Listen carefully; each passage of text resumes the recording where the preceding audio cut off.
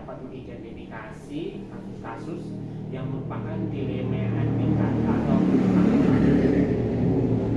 saya akan melakukan pengamatan terlebih dahulu terhadap kasus yang terjadi. Selain itu, saya mendengarkan kabar atau berita dari pihak yang terkait. Nah, setelah itu kami juga akan mengecek kebenaran dari kasus tersebut. Yang intinya adalah jika sesuatu itu adalah salah, saya akan mengcek kemudian menindaklanjuti kasus tersebut. Dan apabila kasus itu benar, saya tetap memusyawarahkan juga. Jadi dalam mengidentifikasi kasus itu yang pertama melakukan pengamatan, ya, kemudian mendengarkan dari informasi dari beberapa tokoh yang berkaitan dengan kasus tersebut, serta yang terakhir tadi mengecek kebenaran apakah itu benar atau tidak. Kemudian yang kedua, selama ibu menjadi pimpinan, bagaimana ibu menjalankan pengambilan keputusan di sekolah, terutama untuk kasus-kasus di mana ada dua kepentingan yang sama-sama benar atau sama-sama mengandung nilai kebaikan, kebajikan. Saya selalu melibatkan dua ini untuk berdiskusi dalam setiap situasi ini, karena guru adalah sebagai warga sekolah. Jadi saya selalu berdiskusi untuk memutuskan hal ini. Jadi tidak salah pihak nih, selalu karena di sini ada keluarga sehingga semua tetap ikut dilibatkan. Nomor 3 Ibu. Kemudian langkah-langkah atau prosedur apa yang biasa Ibu lakukan selama mengambil keputusan terhadap suatu kasus?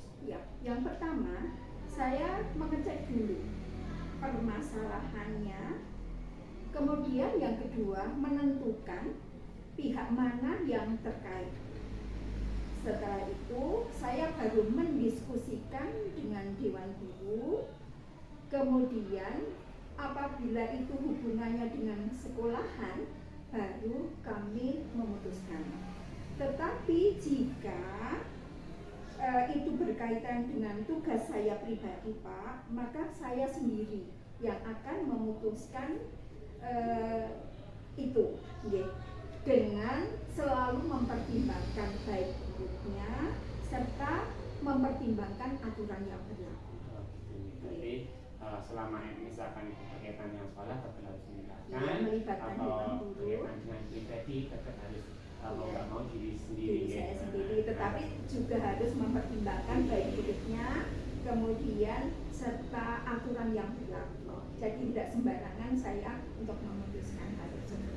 Karena kalau kita sembarangan nanti malah kita yang jadi masalahnya. Kemudian Ibu, pertanyaan yang keempat, hal-hal apa saja yang selama ini Ibu anggap efektif dalam mengambil keputusan pada kasus-kasus dilema etika?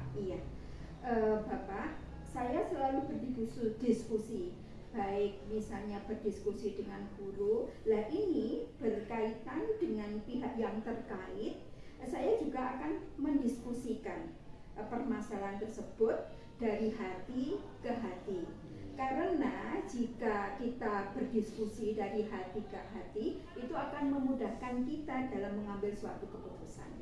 Berarti selama ini tetap melihat waktu nih, supaya sama-sama bergong pasti intinya tidak. Terutama dari hati ke hati kita supaya nanti terjadi sinergi. Betul. Kemudian Bu, pertanyaan selanjutnya, hal-hal apa saja yang selama ini merupakan tantangan bagi Ibu dalam pengambilan keputusan pada kasus dilema etika? Ketika saya harus memutuskan persoalan yang berkaitan dengan perasaan kasihan pada pihak-pihak tertentu, ini menyebabkan saya itu terkadang merasa sangat sulit untuk memutuskan ini, karena kok mesak gitu lah ini sebetulnya seperti ini. Jadi tantangannya dari rasa kasihan, iya, gitu, perasaan kasihan, dan jadi dari memang pihak-pihak yang tertentu, gitu. Melibatkan perasaan itu loh Pak yang kami sulit. memang itu yang paling apa yang menjadi utama ya, ketika kita salah mengambil keputusan akan menyebabkan orang tersebut jadi gimana gitu, tidak enak. Iya, Apalagi kita setiap hari harus bertemu. ya, Iya.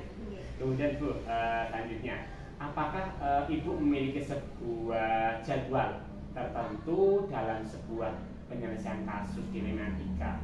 Apakah Ibu langsung menyelesaikan di tempat atau memiliki sebuah jadwal untuk menyelesaikannya? Bentuknya, prosedurnya seperti apa yang Ibu lakukan? Ini tergantung seberapa mendesak atau seberapa besarnya pengaruh terhadap lembaga atau sekolah yang saya pimpin. Ya. Jika memang memerlukan waktu dari pihak-pihak yang terkait itu menghendaki, saya akan membuat alokasi waktu khusus dalam hal ini.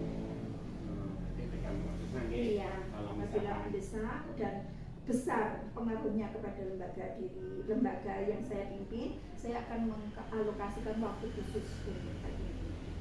Tidak sembarangan itu langsung Kemudian pertanyaan selanjutnya, adakah seseorang atau faktor-faktor apa yang selama ini mempermudah atau membantu Ibu dalam pengambilan keputusan dalam kasus dilema etika? Ya.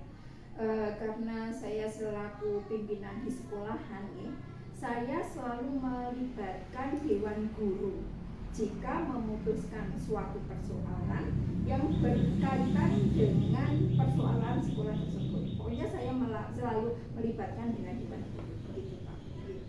Faktor utamanya tetap dari guru-guru juga. Betul.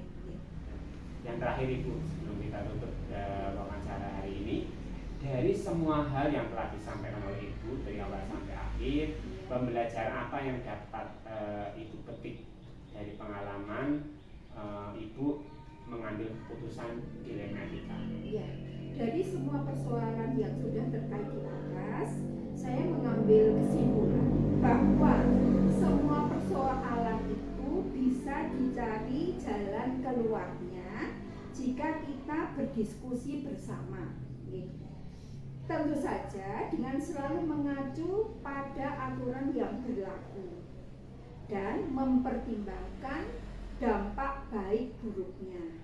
Jika dampak buruk itu paling minimal, saya mengambil dari dampak buruk yang paling minimal. Jadi memang kita sebagai pimpinan harus melihat semuanya dari dampak positif dan dampak negatifnya. Iya, pokoknya kita cari solusinya dulu, bahwa setiap masalah itu selalu ada solusinya.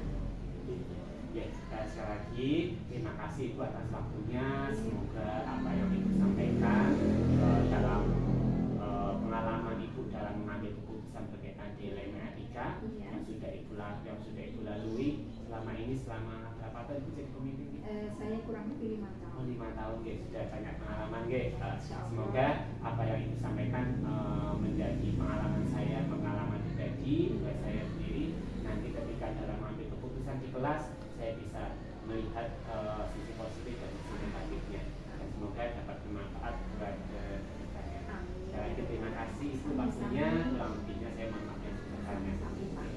Halo Bu. Sukses selalu Pak. Sehat Bu, terima kasih.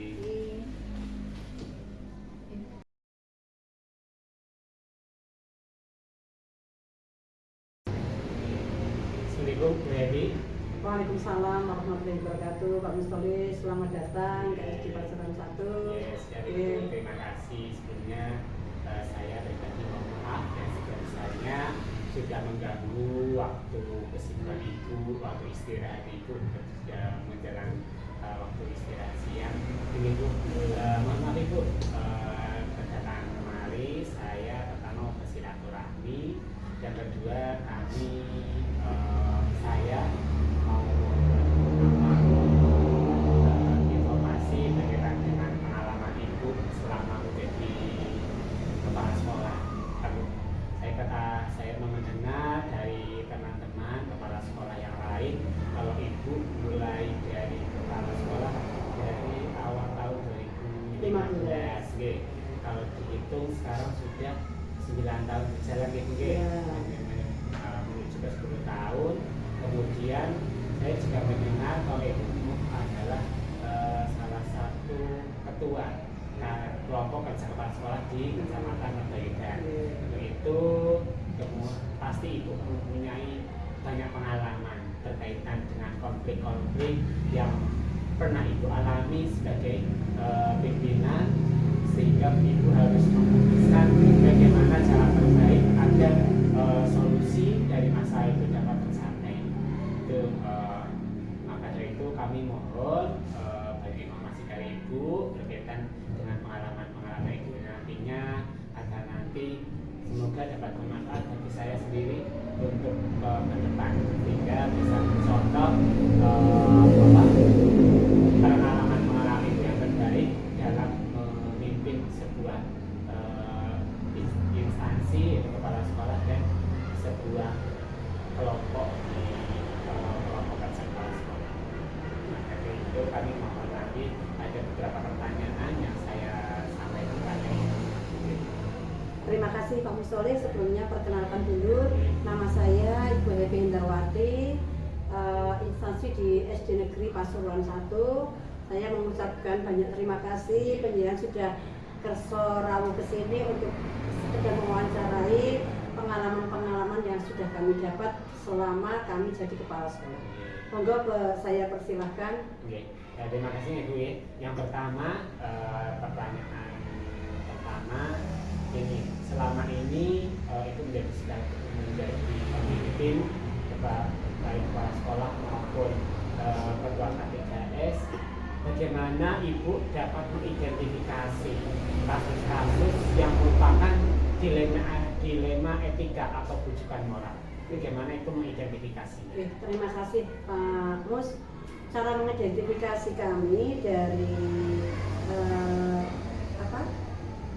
dilema etika, pertama-tama kami harus mempelajari dulu, kemudian mempelajari permasalahan-permasalahan yang ada, kemudian nanti kami menyimpulkan kasus-kasus yang terjadi. Kemudian kesimpulan itu kami jadikan atau kami gunakan sebagai bahan untuk menindaklanjuti dari permasalahan-permasalahan untuk mengambil keputusan-keputusan yang ada yang berkaitan dengan dilema etika. Kemudian nanti yang maksudnya dengan atau juga dengan rujukan moral. Jadi kita mengambil kesimpulan, kemudian kesimpulan tadi kami jadikan acuan. Itu yang pertama. Jadi Ibu dalam identifikasi kasus, pertama mempelajari kasus secara dalam, kemudian setelah mempelajari kasus mengambil kesimpulan, ternyata ini dilema etika atau berupa rujukan moral.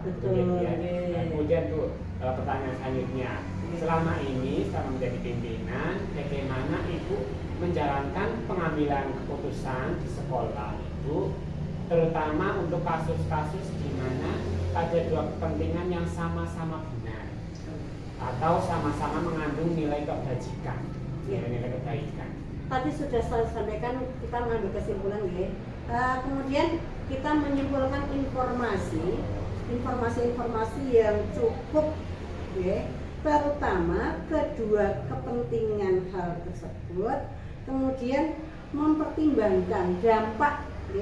Saya pertimbangkan dampak dari masing-masing keputusan yang kami ambil, dampak positif dan dampak negatifnya. Jadi Ibu dalam mengambil keputusan itu pertama mengumpulkan informasi sehingga menjadikan sebagai acuan untuk mengambil keputusan. Kemudian kami pertimbangkan dampak positif dan negatifnya dari pengambilan keputusan tersebut. Dari setiap keputusan pasti ada dampak positif dan negatifnya. Kemudian Ibu, pertanyaan selanjutnya, langkah-langkah atau prosedur seperti apa yang biasa Ibu lakukan selama ini dalam mengambil keputusan? Biasanya kami melibatkan semua pihak nih, terutama kalau di sekolah kita bicarakan dengan guru-guru senior dulu. Jadi kami tidak pernah mengambil keputusan secara pribadi atau perorangan. Saya melibatkan beberapa pihak untuk saya ajak bicara dalam rangka memutuskan dilema etika yang ada di sekolah kami. Gitu ya. Oke, sebagai pimpinan kita memang harus berkolaborasi ya, bersaling bermusyawarah dengan warga sekolah. Terutama guru-guru senior yang sudah kami anggap dewasa dan bisa kami ajak bicara. Karena kan karakter di sekolah itu kan tidak sama Pak Mus. Ada guru yang masih muda, biasanya kan pola pikirnya masih seperti anak muda. Tetapi kalau yang sudah senior, insya Allah pola pikirnya sudah mumpuni. Kemudian juga untuk yang langkah selanjutnya kami juga mencari solusi Pak Mus. Mencari solusi yang dapat memenuhi kepentingan kedua belah pihak tadi secara adil dan bijaksana. Oke, terima kasih Bu. Kemudian pertanyaan selanjutnya, hal apa saja yang selama ini Ibu anggap efektif dalam pengambilan keputusan pada kasus-kasus dilema etika? Nah, kita harus mengenali bahwa ada nilai-nilai yang saling bertentangan dalam situasi-situasi tertentu. Kemudian kita menentukan siapa yang terlibat dalam situasi atau dalam dilema tersebut. Kemudian bisa juga kita menyimpulkan fakta-fakta yang relevan dengan situasi atau kondisi tersebut. Ketiga, menganalisis situasi yang berkaitan dengan kasus tersebut ya. Kemudian selanjutnya Bu, hal-hal apa saja yang selama ini Ibu anggap merupakan tantangan dalam pengambilan keputusan pada kasus dilema etika tersebut? Yang pertama, kami mengidentifikasi masalah, kemudian mengumpulkan informasi yang relevan, kemudian juga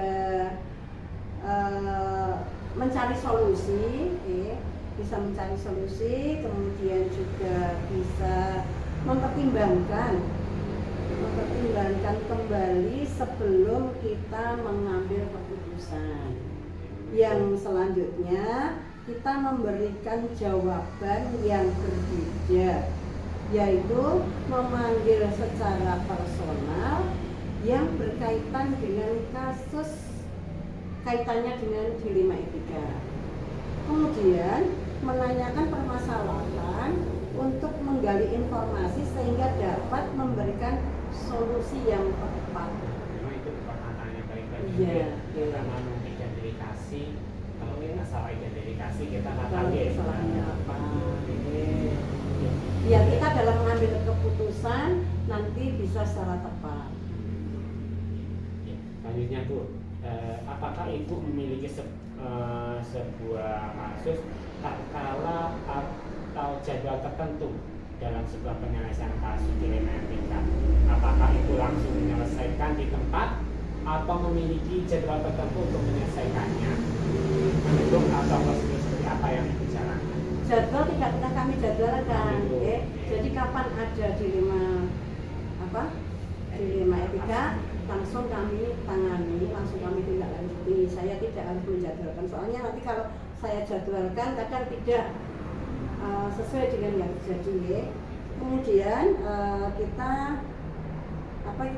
melakukan analisis dulu, melakukan analisis kasus dengan mempertimbangkan keuntungan dan kerugiannya, yang bisa didapat dari hasil keputusan. Kemudian berkaca dari hal-hal yang sudah pernah terjadi di sekolah kita, dari pengalaman yang sudah pernah terjadi, kita ambil hikmahnya, kemudian bisa juga berbicara dengan orang yang bersangkutan. Jadi cara menegakkannya tidak tidak nunggu waktu lama Tidak, lagi. kapan Harus terjadi, selesai. bisa kadang 1 bulan 2 kali, bisa Oh, gitu, 1 ya. minggu 2 kali, kapan, tapi kadang juga 3 bulan tidak ada jadwal, bisa selesai. Tapi ketika setiap ada kasus harus selesai. Harus segera diselesaikan. Saya tidak pernah bisa menunda-nunda kasus. Makan gengnya, betul. Iya. Namanya ini jadi banyak pikiran kita geng. Iya. Kemudian bro, selanjutnya, adakah seseorang atau faktor apa saja yang selama ini mempermudah atau membantu ibu dalam mengambil keputusan dalam kasus-kasus dilema etika? Ada, tapi saya sampaikan guru-guru senior. Oke, kemudian masukan dari mereka nanti saya pertimbangkan. Demikian. Termasuk komite sekolah juga? Iya, komite sekolah kadang saya undang. Saya contohkan, ya, misalnya pernah terjadi di sekolah kita itu ada pelemparan kaca jendela. Pernah terjadi. Nah, itu kami mengundang kadus setempat dan komite setempat. Ternyata beliau yang bisa menyelesaikan dan ternyata hanya miskomunikasi saja.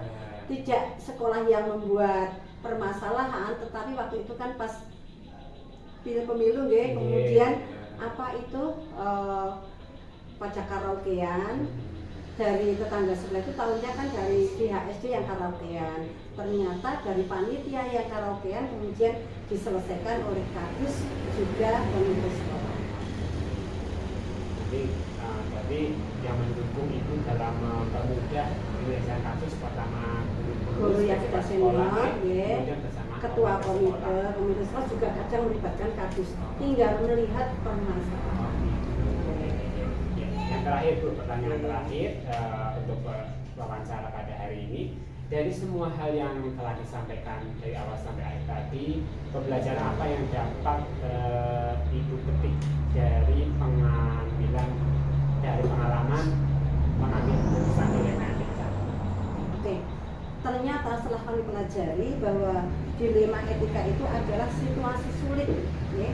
Situasi sulit di mana seseorang harus memilih salah satu keputusan, yang mana salah satu pilihan, ya, di antara 2 pilihan yang mana hendaknya benar, yang paling benar di antara sekian yang benar, tetapi kadang juga bertentangan dengan moral, tujuan moral, ya. Kemudian beberapa hal yang dapat saya lakukan dalam mengambil keputusan dilema etika adalah yang pertama, kita harus berpikir berbasis apa ya? Berbasis sampai akhir, ya. Yang kedua, kita harus berorientasi pada aturan yang ada. Kemudian yang ketiga, kita harus mengutamakan rasa peduli.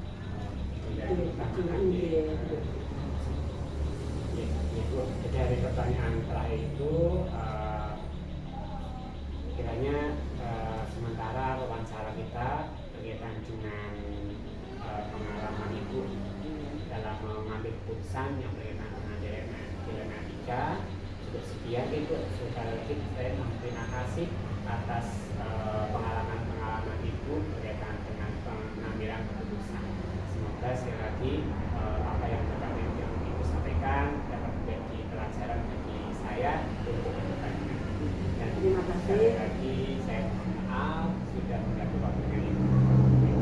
Terima kasih Pak Musole, mudah-mudahan apa tadi yang sudah kami sampaikan dapat bermanfaat kemudian pada khususnya dan nanti bisa digunakan kepentingan penjenengan sebagai jepit, ya. Apalagi besok kalau penjenengan jadi kepala sekolah sudah punya bekal untuk menghadapi dilema etika yang ada di sekolah ini. Mohon maaf apabila banyak penjelasan kami yang kurang. Terima kasih juga. Kami akhiri. Assalamualaikum warahmatullahi wabarakatuh.